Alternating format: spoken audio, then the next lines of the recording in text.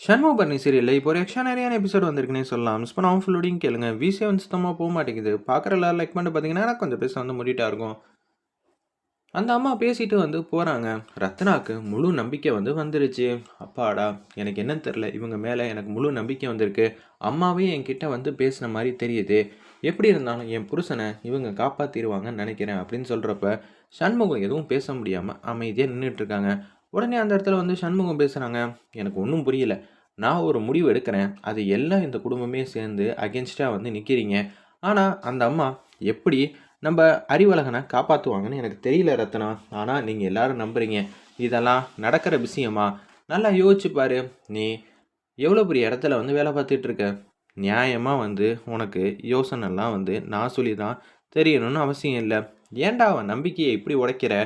நான் பேசினா தான் உங்களால ஏத்துக்க முடியாதே! அப்படின்னு சொல்லிட்டு வேக வேகமா சண்முகம் வீட்ட விட்டு வெளில போறாங்க. அந்த அம்மா இவ்வளோ நம்பிக்கையா வந்து பேசுது.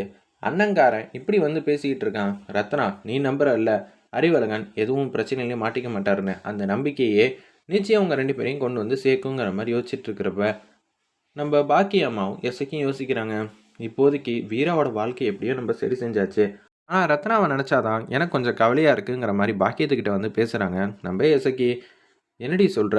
எனக்கும் கொஞ்சம் கஷ்டமா தான் இருக்கு. ஆனா எதுக்காக அந்த பையன் இப்படியெல்லாம் ஒரு விஷயம் நடந்துச்சு. அவன் மேல பழி விழுந்துச்சுன்னு தான் தெரியல. மாமா வரட்டும். எதுவா இருந்தாலும் அவர்கிட்ட வந்து கேட்டு தெரிஞ்சுக்கலாங்கிற மாரி வெயிட் பண்ணிட்டு இருக்காங்க. சௌந்தரபாண்டியனும், சனியனும் வந்து பேசுறாங்க. "பாத்தியா, சண்முகம் எவ்வளோ கெட்டிக்காரத்தனமா வந்து பேசுறான். நான் இப்படியெல்லாம் வந்து ஆதரவா பேசினா, நான் இப்படியெல்லாம் பண்ணுவேன்னு நெனச்சு, என்ன அசிங்கப்படுத்தினான் கடைசில. இதெல்லாம் எனக்கு தேவையா?" அப்படின்னு சொல்லி யோசிக்கும்போது, இப்ப வைஜெயந்தி வீட்டுக்கும் நம்மளால போக முடியாத அளவுக்கு ஆயிப்போச்சே அப்படின்னு சொல்லும்போது, என்னையா பண்றது? சின்னையா கடைசியில இப்படியெல்லாம் பண்ணுவாங்கன்னு எதிரே பார்க்கலங்கிற மாரி அவங்க வந்து யோசிச்சுட்டு இருக்கிறப்ப, முத்துப்பாண்டி வந்து வீட்டுக்கு வந்து வராங்க. முத்துப்பாண்டி வீட்டுக்கு வந்த உடனே அப்படியே கேஷுவலா வந்து கேட்குறாங்க. நம்ம எஸ்கேயும், பாக்கியமும் சேர்ந்து, "என்ன 2 பேரும் சோகமா இருக்கீங்க?" "ஆமாப்பா, என்ன பண்றது? வீராவ நெனச்சு சோகமா இல்ல. ஆனா நாங்க ரத்தனாவ நெனச்சு தான் வருத்தத்துல இருக்கோம். அவ வாழ்க்கை எப்படி இருக்கு? ரத்தனா என்ன சொல்லிட்டு இருக்கா? ரத்தனா நம்பிக்கையோட தான் இருக்கா? சண்முகத்துக்கு தான் சுத்தமா வந்து நம்பிக்கை இல்லாம இருக்கு. அவன் கிடக்குறான் கோவக்கார பையன். அவனுக்கு என்ன தெரியும்?" அப்படின்னு சொல்லி நம்ம பாக்கியமும் வந்து திட்டிட்டு இருக்காங்க. "அவன் அண்ணன் நிலைமையில நின்னு யோசிச்சு பாரு." அப்படின்னு சொல்லும்போது, "சரிடா, புரியாமலாம் இல்லடா. அவன் தப்பான முடிவு எடுக்கிறதில ரொம்பவே சரியா வந்து முடிவெடுப்பான்." அப்படின்னு சொல்லி அந்த இடத்துல பாக்கியம் வந்து சொன்னோனே, "எங்க அண்ணன ஓவரா தான் ஓட்டாத. பின்ன எதுக்கெடுத்தாலும் அவன் நம்ப சொல்றத காது குடுத்து கேட்கவே மாட்டேங்கிறானே! நீ ஏதாவது பண்ண முடியாதா?" "நான் என்ன பண்ண முடியும்? ஆனா, அறிவழகன் வந்து எந்த விதத்திலயும் இதுக்கும் அதுக்கும் சம்மந்தம் இல்லன்னு தான் என்னோட உள்ளுணர்வு வந்து சொல்லுது." அப்படின்னு சொல்லிட்டு இருக்கிறப்ப, "ஐயா! அவங்க பேசுறதெல்லாம் கேட்டீங்களா? என்னமோ வந்து சொல்லிக்கிட்டே இருக்காங்க. அப்பனா அறிவலனுக்கும் இந்த பிரச்சனைக்கும் சம்மந்தம் இல்லன்னா, யார் காரணமா இருப்பா?" அப்படின்னு சொல்லும்போது, "ஏன்டா இத கண்டுபிடிக்கிறதுக்கு பெரிய பெரிய ஆள வந்து ஏற்பாடு பண்ணுவாங்களா?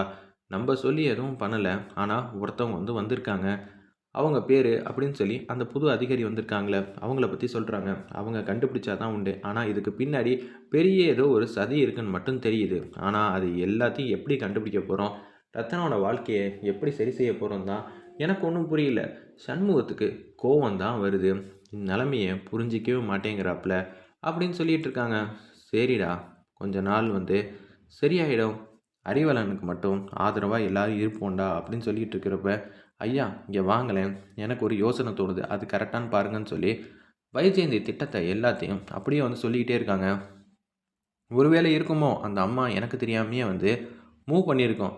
நீங்க வேற, அந்த அம்மா அறிவழகன் மேலேயே அவ்வளோ கோவமா இருந்தாங்கன்னா, நம்ப சின்னையா மேல எவ்வளோ கோவமா இருப்பாங்க. சின்னையாவ வெளியிலேயே விடக்கூடாது. ஏன் சொல்றேன்னா, அப்புறம் ஏதாவது ஒரு பிரச்சனையில மாட்டி விட்றவங்க கூட யோசிக்க மாட்டாங்க. "ஆமான்டா, அது வேற ஆச்சே" அப்படின்னு சொல்லும்போது, "டேய் சிவபாலா, இங்க வா. நான் உன்கிட்ட பேசணுங்கிற" மாரி சொன்னோனே, அப்படியே வராங்க. "என்னப்பா அடிக்கணுமா?" அப்படின்னு சொல்லி கேட்ட உடனே, "நான் ஏன்டா உன்ன அடிக்க போறேன்? அதெல்லாம் இல்ல. நீ இனிமேட்டு வீட்ட விட்டு எங்கேயும் போக்கூடாது." அப்படின்னு சொல்லும்போது, "ஏன் என்ன ஆச்சு? எதுக்காக என் பையன வீட்ட விட்டு போக்கூடாதுன்னு நெனைக்கிறீங்க? வீராவ பார்த்து பேசிருவானா?" "ஏய்! வீராவ பார்த்து பேசுனா என்ன? பேசாட்டா என்ன? நான் நல்லதுக்காக தான் சொல்றேன்." "என்ன ஆச்சு? என்ன புதுசா வந்து நல்லது சொல்லப் போறாரு மாமா?" "அப்படியெல்லாம் வாய்ப்பே இல்லையே." "ஏய்! சும்மானு இருங்க. நான் என் பையன்கிட்ட பேசிக்கிட்டு இருக்கேன். ஆனா அத ஃபுல்லா கேட்டதுக்கப்புறம் சரியா தப்பான்னு யோசிச்சு சொல்லுங்க. சரிங்களா?" "என்னது? நம்பகிட்டலாம் வந்து ஐடியா வந்து கேட்குறாப்லையே." இதுக்கு பின்னாடி ஏதோ சதி இருக்குமோ?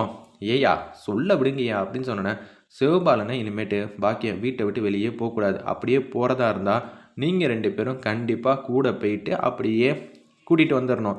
இவன் வீரா கிட்ட அடி வாங்கினாலும் சரி, அடி வாங்காட்டாலும் சரி, பாக்கியம் நீ தான் பொறுப்பு. ஏன்னா என் பேச்சை தான் இவன் கேட்கவே மாட்டேங்கிறானே, இவன் தான் ஓடி ஓடி போயிடுறான். திடீர்னு பையன் மேலே என்ன இவ்வளோ அம்புட்டு பாசமாக வந்து பேசுகிறீங்க? பாசமும் கிடையாது, ஒன்றும் கிடையாது.